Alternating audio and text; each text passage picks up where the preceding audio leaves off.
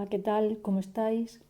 Hace ya un tiempo que no conocemos otros lugares, así es que hoy nos vamos de viaje y lo hacemos para ir al lugar en donde el continente euroasiático y el americano están más próximos, a tan solo 85 kilómetros.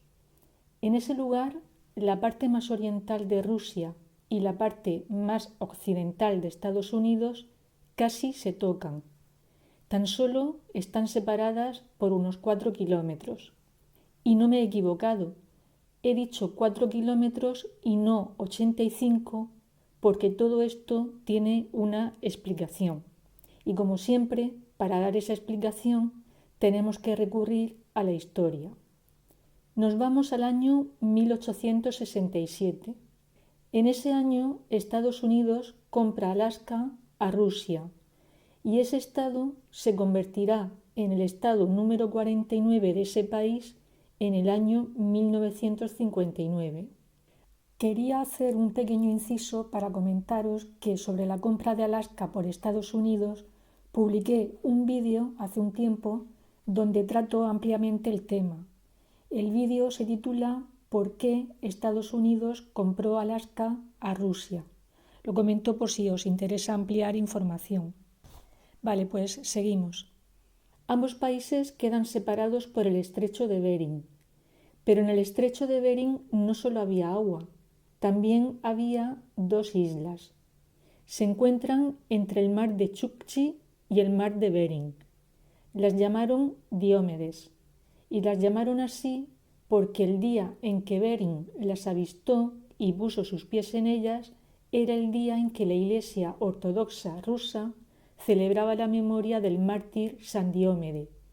Y como eran dos y una era más grande que la otra, a una la llamaron Diómede mayor y a la otra menor. Pero volvamos al momento de la compra de Alaska por Estados Unidos. Cuando se efectuó esa compra se determinó que el límite entre las dos naciones quedara justo entre las dos islas, por lo que la Diómedes mayor, que era la más cercana a Rusia, se la quedó ese país, y la menor Estados Unidos. A partir de ese momento, la Diómedes mayor constituye el extremo más oriental de Rusia y la menor el extremo más occidental de Estados Unidos. Y ambas islas, y por lo tanto ambos países, están separados por unos 4 kilómetros. Todo esto nos lleva a una singularidad, y es que este sería el único lugar en el que se puede llegar de Rusia a Estados Unidos, o lo que es lo mismo, del continente euroasiático al americano, caminando, siempre y cuando las aguas del estrecho estén bien congeladas. De hecho, se cree que este lugar fue el que sirvió de paso a los primeros pobladores del continente americano. El hecho de marcarse esa frontera entre los dos países no impidió que las familias cruzaran de una a otra isla con facilidad, pero llegó la Guerra Fría y mientras que en el continente se impuso el telón de acero, en las islas se estableció el telón de hielo. Y esto tuvo su repercusión entre los nativos de las dos islas, porque se les prohibió circular entre ellas. Toda esta situación lógicamente tuvo un coste humano, ya que muchas familias fueron divididas. Pero los soviéticos todavía dieron un paso más. Forzaron a los pobladores de su isla a irse de allí y los trasladó al continente. Desde entonces existe una base militar en la isla. La existencia de las Diómedes tuvo especial difusión en el año 1987 y en ello tuvo mucho que ver una joven estadounidense. Se llama Lynne Cox y ella fue la primera persona en cruzar a nado el estrecho de Bering. Pero estamos hablando del año 1987. La Guerra Fría todavía no había finalizado, por lo tanto era ilegal lo que estaba haciendo. De hecho, la primera reacción de los soviéticos cuando la vieron llegar fue la de no dejarla pisar la isla. Parece ser que finalmente accedieron y enviaron una delegación de deportistas y dignatarios para que le dieran la bienvenida. Objetivo conseguido, debió de pensar la joven, y no me refiero a sumar un logro más en su carrera deportiva, porque no sé si lo sabéis, pero esta mujer también fue la primera en nadar el estrecho de Cook en Nueva Zelanda. Consiguió por 2 veces el récord del cruce más rápido del Canal de la Mancha desde Inglaterra a Francia, por lo tanto no necesitaba demostrar a nadie su valía. Cruzar el estrecho de Bering a nado fue su granito de arena para rebajar la tensión entre Estados Unidos y la Unión Soviética. Y tanto se rebajó la tensión que poco después Gorbachov y Reagan firmaron en Washington un tratado de reducción de armas nucleares. En la firma de ese tratado, Gorbachov recordó la actuación de Lynne Cox y lo hizo de esta manera.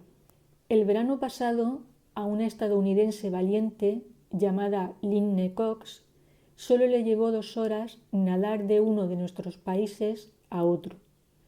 Vimos en la televisión lo sincera y amistosa que fue la reunión entre nuestra gente y los estadounidenses cuando ella entró en la costa soviética. Y añadió, ella demostró con su valor lo cerca que viven nuestros pueblos. Os quería hacer una apreciación sobre el tiempo que tardó en cruzar el estrecho de Bering. Realmente no fueron 2 horas. Lynne comenzó a nadar a la 1 de la tarde del día 7 de agosto, pero llegó a la otra orilla al día siguiente a las 12 del mediodía. Y sin embargo, solo había estado en el agua 2 horas y 5 minutos para ser más exactos. Para explicar todo este embrollo, tenemos que volver al momento de la compra de Alaska por Estados Unidos. Y lo primero que tuvo que hacer Alaska, una vez que ya formaba parte de Estados Unidos, fue adaptar su calendario gregoriano al horario estadounidense, con lo cual la línea de cambio de horario y fecha quedó entre las 2 islas. A esa línea imaginaria se la llamó Línea Internacional de Cambio de Fecha y marca cuándo comienza un día y cuándo termina otro.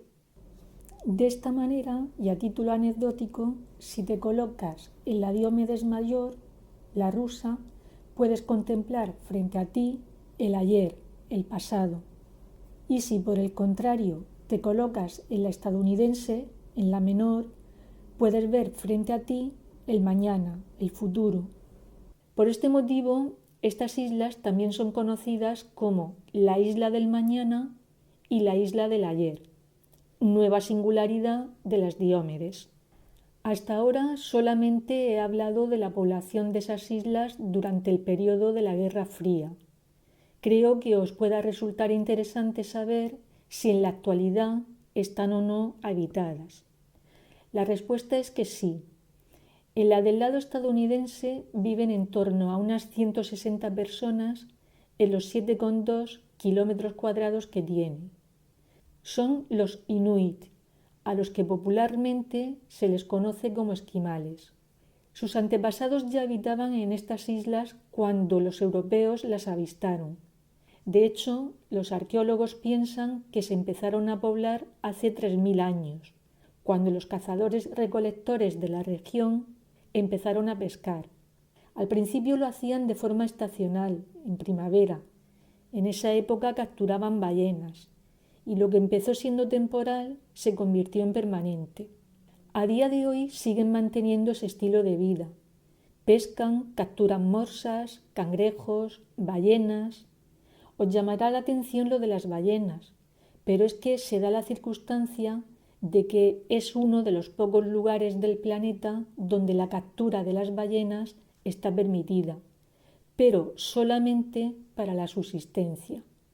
Y como actividad distinta de la pesca, también se dedican a la talla del marfil. En cuanto a la infraestructura de la isla, existe una oficina de correos, una tienda y una escuela que también hace las veces de cine y gimnasio. Curiosamente no hay cafetería y tampoco restaurantes.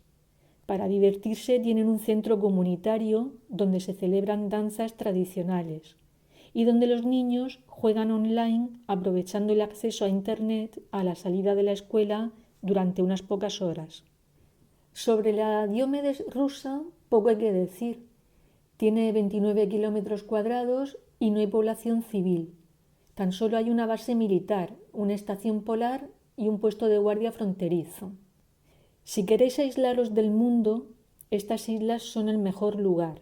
La autopista rusa más cercana termina en Magadán y esta ciudad está a 2000 kilómetros del estrecho de Bering. Y en el lado norteamericano, la carretera termina en la localidad de Fairbanks y este lugar queda a 850 kilómetros. ¿Cómo se comunican entonces? Pues mediante un helicóptero y una barcaza que periódicamente lleva suministros y correo, concretamente cada 2 o 4 meses. La consecuencia es que los suministros que llegan tienen precios altísimos. Para que os hagáis una idea, un bote de detergente puede llegar a costar 45 euros. Sobre toda esta problemática existe una propuesta para mejorar la situación, y es que se ha pensado en la posibilidad de que las islas se puedan conectar por tren o carretera y que estén comunicadas con Asia y América respectivamente. Pero la realidad es que todavía no se ha determinado si eso es factible o no. Sobre el otro tipo de comunicación, sobre la comunicación verbal, en la isla estadounidense se habla el iñupiaq, que es la lengua propia de los inuits, y en la isla rusa el ruso. Personalmente tengo una costumbre: cuando tengo la intención de conocer algún lugar, previamente me informo sobre qué se puede ver en ese lugar y sus particularidades. Ya sé que no me habéis preguntado, pero me veo en la obligación moral de advertiros lo que vais a encontrar allí si decidís en algún momento de vuestra vida visitar las Diómedes. Pero no os lo voy a decir con mis palabras. Os voy a leer lo que dijo Ramil Gumerov. Este hombre sirvió en el ejército ruso durante 2 años, desde 1995. De esos 2 años pasó más de uno en la isla rusa. Después de su experiencia dijo lo siguiente: te hartas del color blanco y la nieve que están en todas partes y siempre en el horizonte. Tienes que derretir docenas de toneladas de nieve. No hay televisión, ni periódicos, ni teléfono. Aunque quién sabe, puede que a más de uno os compense ver la aurora boreal en invierno, las grullas que vuelan a Eurasia en la primavera y de regreso a América en el otoño, orcas persiguiendo a morsas, osos polares. Si es así, no olvidéis echar ropa de abrigo en la maleta para poder soportar mínimas de hasta 40 grados bajo cero. Y se me olvidaba, y además es muy importante, necesitáis un permiso por parte del poblado y su consejo tribal. Realmente las condiciones tan duras en las islas no las convierte en un lugar atractivo, pero en contrapartida son únicas por todas las singularidades que hemos ido descubriendo. Otro aspecto que posiblemente les va a favorecer en el futuro es su posición debajo del círculo polar ártico. Digo esto porque el hecho de estar derritiéndose el hielo de esta zona va a facilitar el acceso a grandes recursos naturales y de los cuales hasta ahora no se puede disponer. No sé si ya conocíais este lugar. Si no es así, espero que lo hayáis disfrutado tanto como yo haciendo el vídeo. Si te ha parecido interesante, le puedes dar al me gusta, y si no estás suscrito al canal, pues también te puedes suscribir. Hasta la próxima semana.